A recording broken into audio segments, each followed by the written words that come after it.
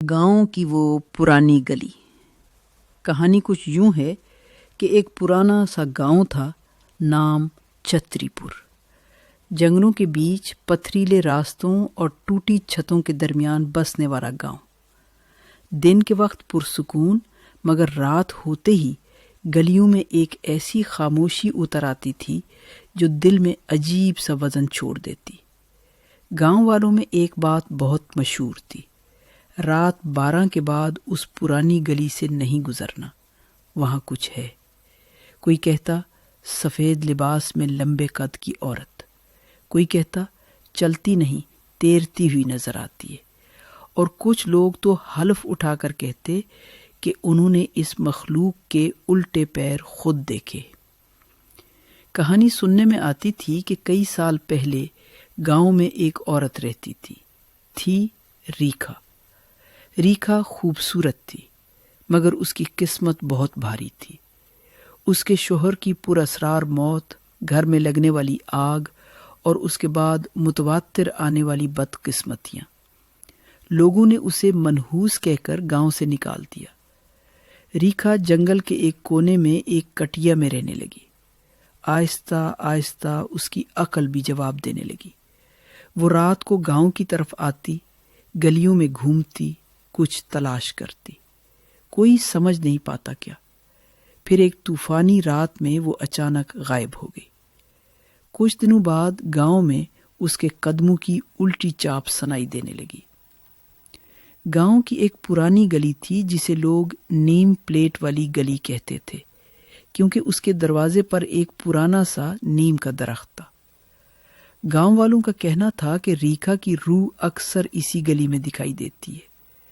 رات کے پچھلے پہر جب سب سوتے تھے، گلی میں چپل گھسنے کی آوازیں گونجتی، تھپ تھپ تھر۔ پھر اچانک خاموشی۔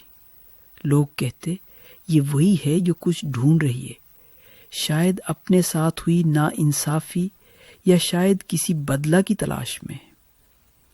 کہانی کا اصل کردار ہے عادل، شہری لڑکا، بہادر، تجسس والا۔ وہ اپنی پھوپھو کے گھر چھتری پور آیا تھا۔ گاؤں والوں کی باتیں سن کر اسے یقین نہیں آتا۔ عادل بار بار ایک ہی سوال کرتا: بھلا آج کے دور میں بھوت چڑیل کہاں ہوتے ہیں؟ مگر اسے نہیں معلوم تھا کہ گاؤں کی راتیں اسے غلط ثابت کرنے والی ہیں۔ پہلی ہی رات عادل باہر بیٹھا تھا کہ اچانک اسے اوجل سی چاپ سنائی دی۔ چاندنی مدھم تھی، ہوا ساکت۔ تھپ تھپ تھپ۔ عادل نے دیکھا گلی کے موڑ پر ایک سفید سا دھندلا سایہ کھڑا تھا۔ سایہ آہستہ آہستہ حرکت کرنے لگا۔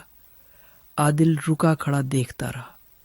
پھر جیسے ہی وہ سایہ آگے بڑھا، عادل کے رونگٹے کھڑے ہو گئے۔ سائے 3 کے پیر الٹے تھے۔ عادل خوف زدہ ہو کر اندر بھاگا۔ پھوپھو نے دروازہ تالا لگا کر صرف اتنا کہا: ہم نے کہا تھا نا، رات کو باہر نہ نکلا کرو، وہ گلی اچھی نہیں۔ اگلے دن عادل نے گاؤں کے بزرگ دادا روشن سے ملاقات کی۔ دادا نے پوری ریکھا کی کہانی سنائی اور آخر میں دھیمی آواز میں کہا: بیٹا، کچھ سوال گہرے ہوتے، ان کے جواب ڈھونڈنے نہیں جاتے، ورنہ وہ جواب لے لیتے ہیں زندگی کا۔ مگر عادل رکنے والا نہیں تھا۔ اس نے فیصلہ کر لیا کہ وہ ریکھا شن کی حقیقت جانے گا۔ رات کے 12 بجے عادل ٹارچ اور کیمرہ لے کر نیم پلیٹ والی گلی میں داخل ہوا۔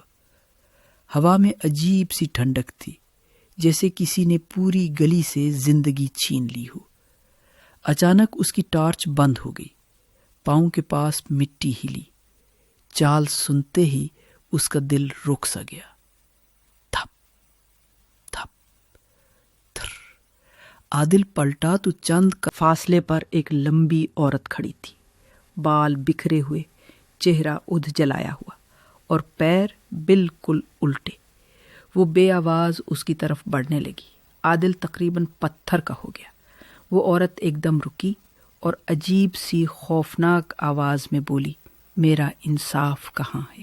عادل نے کانپ کر پوچھا: کیا چاہیے تمہیں؟ وہ تیزی سے اس کے پیچھے آئی اور فضا میں بھیانک سرد ہنسمک کی، جو مجھ سے چھینا گیا وہ واپس دو۔ اگلی صبح عادل نے گاؤں کی پرانی کاغذات کی پڑتال کی۔ اسے معلوم ہوا کہ ریکھا پر لگے سارے الزام جھوٹے تھے۔ اس کے شوہر کو قتل کرنے والے دراصل 3 گاؤں والے تھے، جنہیں ریکھا زبردستی بے نقاب کرنے والی تھی۔ انہوں نے اسے چڑیل کا لقب دے کر گاؤں سے نکال دیا تھا۔ ریکھا بے قصور تھی اور اس کی روح بے انصاف مرنے والوں کی طرح پھٹکتی رہی۔ عادل نے ریکھا کی قبر کے پاس ایک دیہاتی مجمع کے سامنے سچ بتایا۔ وہ 3 مجرم اپنی غلطی تسلیم کر گئے۔ گاؤں والوں نے ریکھا کی قبر پر دیا جلایا، معافی مانگی۔ اس رات گلی میں پہلی بار قدموں کی چاپ نہیں سنائی دی، صرف ایک لمحے کو ہلکی سی ہوا چلی، جیسے کوئی کہہ رہا ہو